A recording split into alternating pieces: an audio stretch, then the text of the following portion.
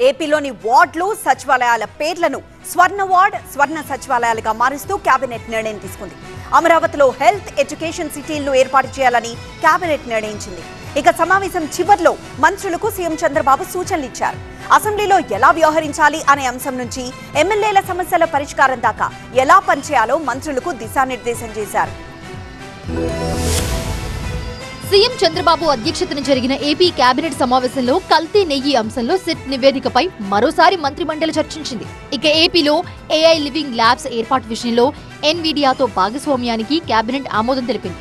Assign lands చట్ట సవరణ బిల్లుకు, తిరుపతిలో state data centre, disaster recovery centre ఏర్పాటుకు కేబినెట్ ఆమోదం తెలిపింది.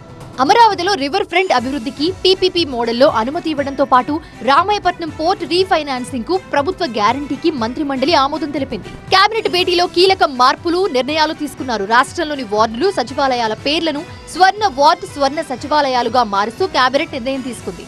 సోలార్ ఎనర్జీ ప్రాజెక్టుల కోసం అసైన్డ్ భూములను కౌలుకిచ్చేందుకు, ఇక జలజీవన్ మిషన్ కింద ఏపీకి రావాల్సిన 12,000 కోట్ల రూపాయల నిధులను విడుదల చేసేందుకు కేంద్రం అంగీకరించింది.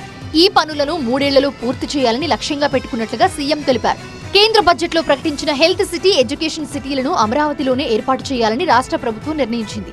దీనికి సంబంధించి కేంద్రానికి చేసిన సూచనలకు సానుకూల స్పందన వచ్చిందని ముఖ్యమంత్రి చంద్రబాబు వెల్లడించారు. శ్రీశైలం ఘటనపై కేబినెట్లో చర్చ జరిగింది. శ్రీశైలంలో భక్తుల రద్దీ సమయంలో పోలీసులు వ్యవహరించిన తీరుపై సీఎం చర్చించారు. వృద్ధులను క్యూ లైన్ల నుంచి బయటకు తెచ్చే సమయంలో జరిగిన గొడవ గురించి చంద్రబాబు స్పందించారు. శ్రీశైలంలో పోలీసులు అత్యుత్సాహం ప్రదర్శించారన్నారు సీఎం.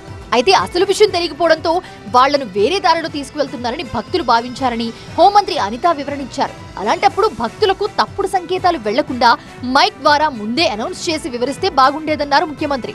ఇక కేబినెట్ భేటీలో అజెండా అంశాలు ముగిశాక వివిధ అంశాలపై మంత్రులతో సీఎం చర్చించారు. మంత్రులంతా అసెంబ్లీకి సబ్జెక్ట్పై ప్రిపేర్ అయ్యి రావాలని చంద్రబాబు ఆదేశించారు. ప్రతిపక్షం లేదు కదా అని ఏదో ఒకటి సభలో చెప్దామనే ధోరణి వీడాలని మంత్రులకు సూచించారు సీఎం. అసెంబ్లీ ముగిశాక మధ్యాహ్నం 2 గంటల నుంచి సాయంత్రం వరకు మంత్రులు తమ తమ పేషీల్లోనే ఉండి ఎమ్మెల్యేలను కలిసి వాళ్ల సమస్యలు పరిష్కరించాలన్నారు ముఖ్యమంత్రి.